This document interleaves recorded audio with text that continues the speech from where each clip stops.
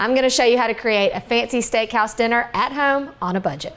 Let's start by knowing which steaks to buy. If you're cooking just a dinner for two, one big steak should do ya. This is a porterhouse steak, so what you have on one side is basically a New York strip and then a little bit of filet mignon on the other side. So my husband would get this and I would get this.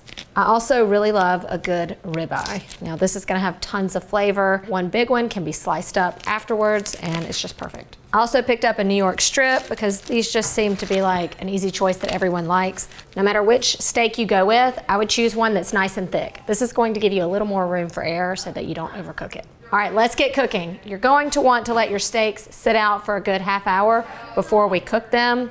Now to decide which one to cook. Camera boy, which one do you want?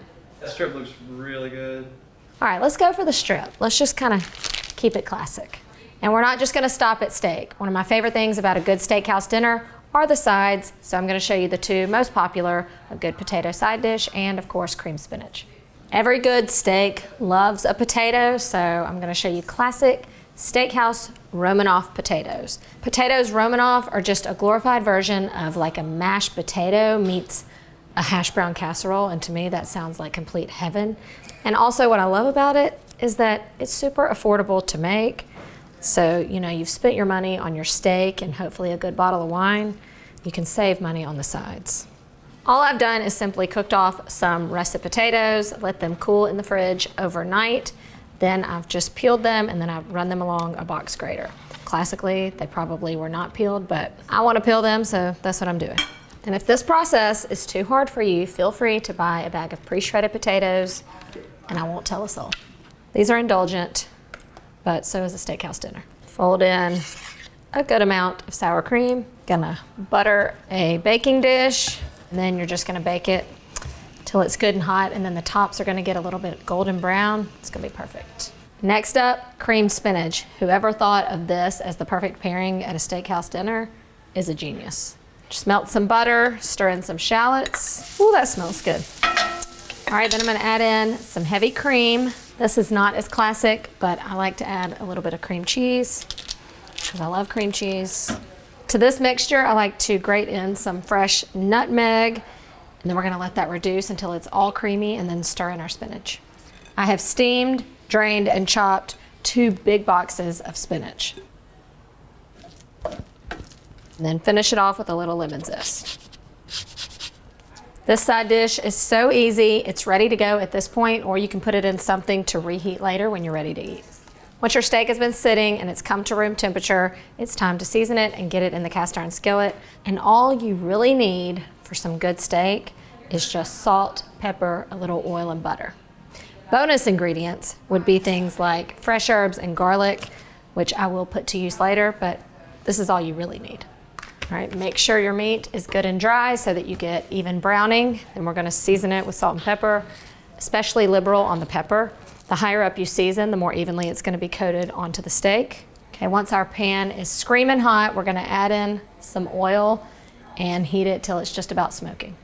The best part about a cast iron steak is the crust. So once you put your steak in there, don't touch it for at least 3 minutes, and then we'll flip and go another 3 minutes or so. That's gonna get you medium rare. I happen to like my steak a little more on the medium side. Don't at me. So I might go a little longer. All right, time to flip. Now get in and look at this crust. Woo! When your steak is about 2 minutes from done, we're going to add in some butter and use it as a basting liquid. I'm also gonna add in some garlic and herbs to this butter just for extra flavor. Once your steak is done how you like it, I can tell by feel, or you can put a thermometer in. For medium rare, you want it about 125 degrees. I go to about 130.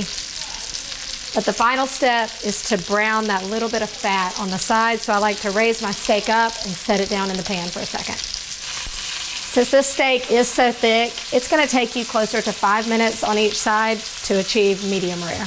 All right, now for probably the most important part, let it rest. And while that rests, let's get the sides. Look at this. Man, this is perfect. My mouth is salivating. You could definitely feed at least 2 people off of this. And I mean, these steaks are about $20 to $25, so way cheaper than at the steakhouse. And the best part, you can stay in your pajamas. And now that you've saved so much money, you can afford to splurge on the wine. And you don't think I'm gonna let this meal go by without creating the perfect bite. Might have gone a little overboard there.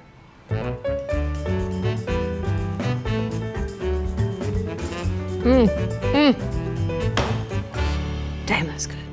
Are there any restaurant favorites or dinner experiences you want to see me create next? Let me know in the comments below. And now you have all the recipes and tips you need to have a fancy steak night at home. And don't forget, if you're not doing so already, follow us on YouTube and click that bell so you're notified every time we post a new dinner experience.